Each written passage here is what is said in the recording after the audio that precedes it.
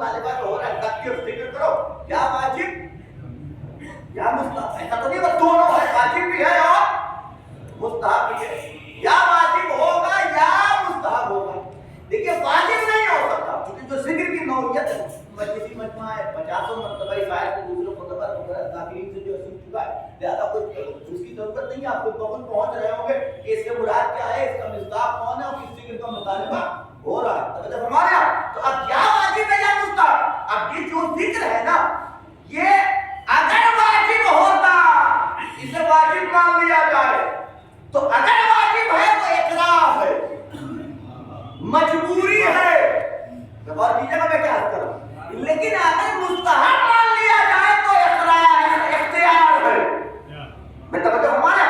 واجب انسان مجبوری میں کراہت کے ساتھ کر سکتا ہے، لیکن مستحب انجام دینے کے لیے مجبوری نہیں، محبت کی شرط ہے.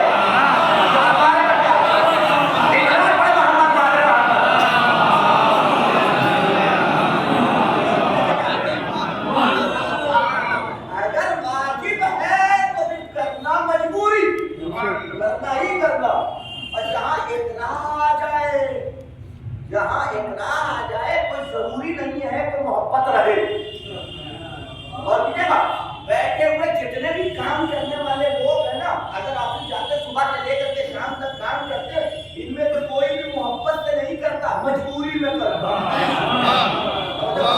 ایک موقع مل جاتا ہے چھوڑ دیتا، کہ چھوڑنا بتا رہا ہے کہ یہ مجبوری میں کر رہا تھا، اسی لیے مستحب رکھا گیا. ورنہ اگر واجب کر دیا جاتا تو پتہ کیسے چلتا کہ مومن کون ہے اور منافق کون ہے. بھائی نبی نے کہا تھا کہ کرو ذکر، تو ہم نے تو یہ بھی دیکھا تاریخ کے صفحات پہ کہ نبی کے منہ پہ مجبوری میں کچھ لوگ کہہ رہے کہ بخل بخل لگا یبلا بلا.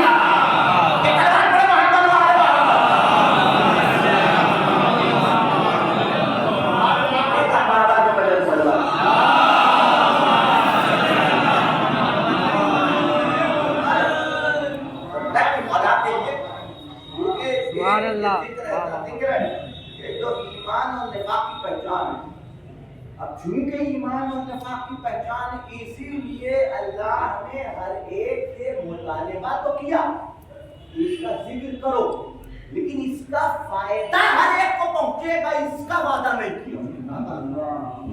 اور کہنا یعنی اللہ نے مطالبہ تو سب سے کیا بغیر کسی کہے.